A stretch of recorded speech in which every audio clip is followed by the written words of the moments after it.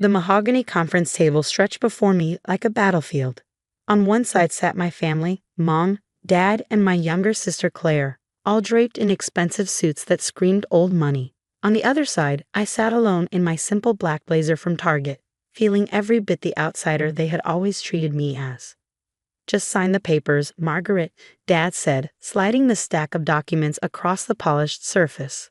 His voice was firm, final. "It's for the best. Claire has the business degree. She knows how to run grandfather's company." I stared at the inheritance transfer papers, my grandfather's final gift to me, a 51% controlling stake in Montgomery Technologies, worth over $200 million. His will had shocked everyone by naming me, not Claire, as his successor. He had passed 3 months ago, and they had spent every moment since trying to undo his decision. "I earned my engineering degree while working full-time," I said quietly, my fingers tightening around the edge of the table. "I understand the technical side of our products better than anyone." Mom let out a small, disdainful sigh, flicking a perfectly manicured hand. "Please, Margaret. Working as a waitress and taking online courses hardly compares to Claire's MBA from Harvard. Don't embarrass yourself." Claire smirked, adjusting her car-year watch. "Don't worry, sis. You can stay in R&D. Someone has to do the grunt work." 10 years of their belittling flashed through my mind. Claire attending private schools while I was sent to public ones, family vacations I wasn't invited to because I was too busy working, their refusal to help with my college expenses while Claire had a free ride. But grandfather had seen something in me they never had. During his final months, we spent hours discussing his vision for the company's future. "You have the heart of an innovator, Margaret," he had told me. "Claire sees dollar signs. You see possibilities." And now they wanted me to throw that all away, to sign over my birthright to the sister who had never worked a day in her life. "If you sign now, we'll offer you a generous severance package," Dad added smoothly. "Enough to start fresh somewhere else. It's more than fair." I touched the small key pendant hanging around my neck, grandfather's last gift to me.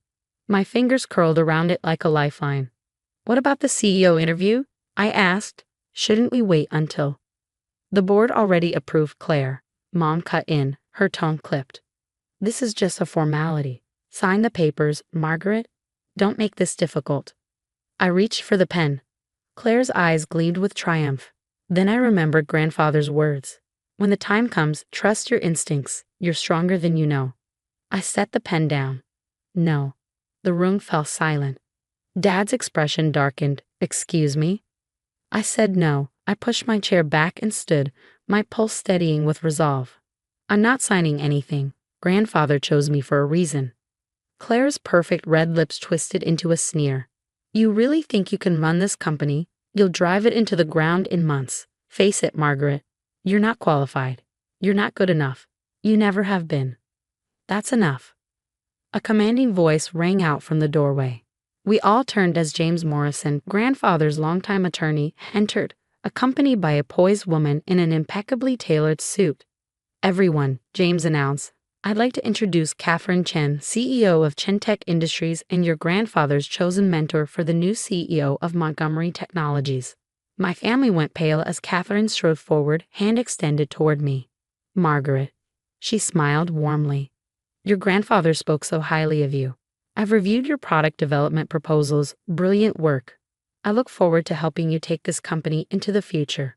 Dad sputtered, his face turning red. "This is absurd. She can't possibly." Actually, Mr. Morrison stepped forward, his voice calm but firm. "She can, and she will." He pulled a folder from his briefcase, along with a USB drive. "Your father left very specific instructions. He asked me to play this for everyone once the inevitable attempt to force Margaret out was complete." My heart stopped. Grandfather had known. He had always known. The conference room screen flickered to life, and there he was, frail but unyielding in his hospital bed, his sharp eyes burning with resolve. "If you're watching the sea began, then everything has happened exactly as I predicted." I swallowed hard as his gaze, even through the screen, seemed to meet mine. "Margaret, my dear girl, I know they tried to bully you into giving up your inheritance. They never understood why I chose you. It was never about degrees or credentials, it was about character." Tears burned in my eyes as he turned his attention to my parents. To my son and his wife. His voice was heavy with disappointment. I have watched as you favored Claire, dismissing Margaret's potential. You believed an MBA mattered more than resilience, more than integrity. You were wrong. Then his tone hardened. And Claire. Claire stiffened, her lips pressing into a thin line. I've seen how you treat the employees, how you view this company as your personal ATM. That ends now. Margaret will be CEO, with Catherine's guidance. And if any of you try to interfere. He sighed, shaking his head. Well, let's just say there are other documents in that safety deposit box. Documents I doubt you'd want made public. The screen went dark. Silence slammed into the room. Mom clutched at her pearls, her usual performance of a near faint. Dad's face turned a deep, furious purple. Claire sat frozen, her knuckles white against the armrests of her chair. Mr. Morrison cleared his throat. This is just the beginning. There's much more your father left for you, Margaret. Shall we discuss the rest privately? Relief washed over me. 10 years of manipulation, of being told I wasn't enough, of being pushed aside. It was ending now. I stood straightening my shoulders. Yes, I said, my voice steady. I believe we shall. As I followed Mr. Morrison and Catherine out, my fingers brushed against the key pendant at my throat. Grandfather had left me more than just the company. He had given me the strength to stand tall. And something told me this was only the beginning. The storm that followed. The next few weeks unraveled secrets I never could have imagined. In a private meeting with Mr. Morrison and Catherine, I discovered just how thoroughly Grandfather had planned for this moment. Your grandfather left you more than just the company, Mr. Morrison said, setting his briefcase on the table. That key you wear, it opens a safety deposit box at First National Bank. Inside that box, I found decades worth of evidence. Documents detailing my parents' systematic embezzlement of company funds. Emails proving Claire had tried to sell proprietary technology to competitors. And most shocking of all, proof that they had attempted to have Grandfather declared mentally incompetent when he first suggested making me his successor. A second video of Grandfather played, his voice weary but determined. I kept records of everything, he said. I wanted to give them a chance to change, to see Margaret's worth on their own. But they never did.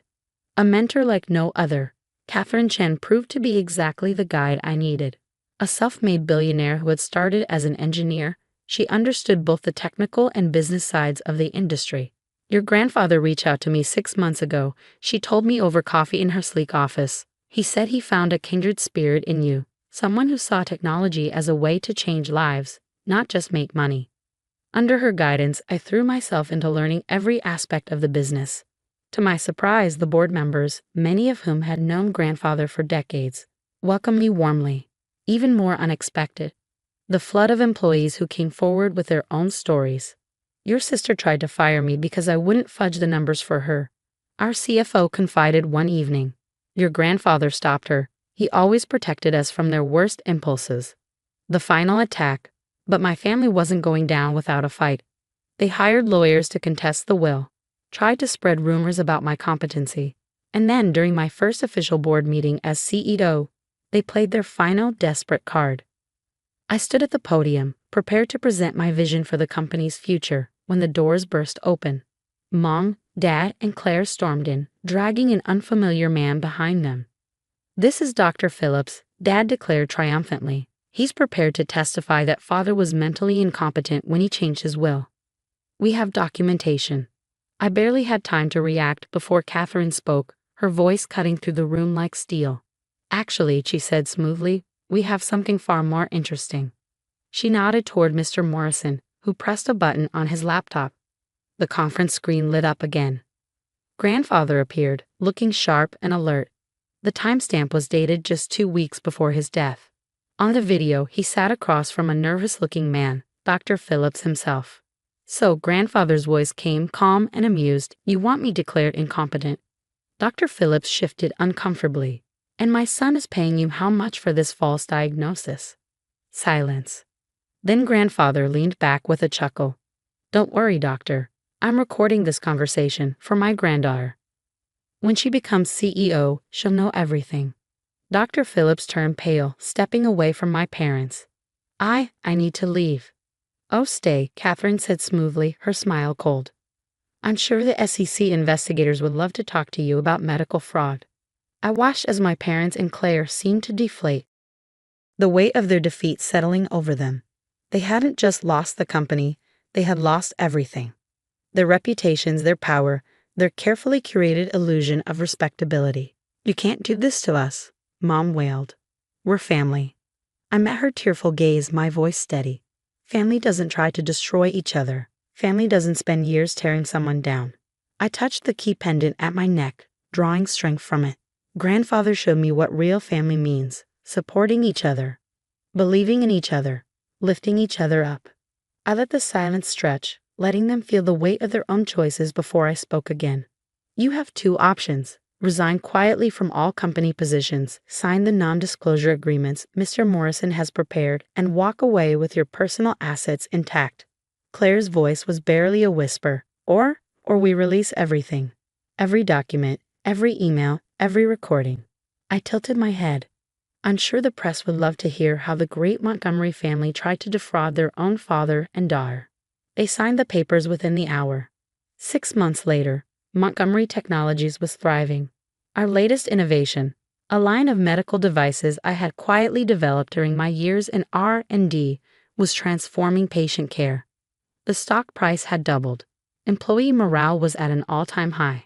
And grandfather's office, my office now, remained just as he had left it, except for one new addition, a framed photo of us at my engineering graduation, the ceremony he had attended alone while my parents vacationed with Claire. You see possibilities, he had told me that day. Now, sitting at his desk, I finally understood. He had seen me when no one else did, and he had given me the tools to prove them all wrong. Moving forward, one evening, as I was working late, Catherine stopped by. Your grandfather would be proud, she said, glancing around the office. You've exceeded even his expectations. I smiled, fingers brushing the key that still hung around my neck. I had good teachers. And your family? She asked carefully. I exhaled, nodding. They moved abroad. Claire's trust fund will keep them comfortable, but not extravagant. I met her gaze. It's enough. And it was enough. I didn't need their approval anymore. I had something better. Self-respect. Purpose. The knowledge that I had proven myself not through cruelty or revenge, but through hard work and integrity.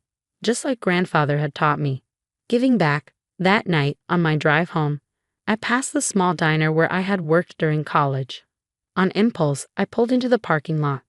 Inside, the warm scent of coffee and fresh bread filled the air. And there, behind the counter, was Sally, my old manager, still greeting customers with the same kind smile. Margaret Montgomery, she exclaimed, pulling me into a hug. I saw you in the Business Journal, CEO of Montgomery Technologies. Thanks to people like you, I told her sincerely. You gave me shifts that worked around my class schedule, covered for me during finals. I wouldn't be here without people who believed in me. An idea struck me. 2 weeks later, Montgomery Technologies launched a new scholarship program for working students pursuing STEM degrees.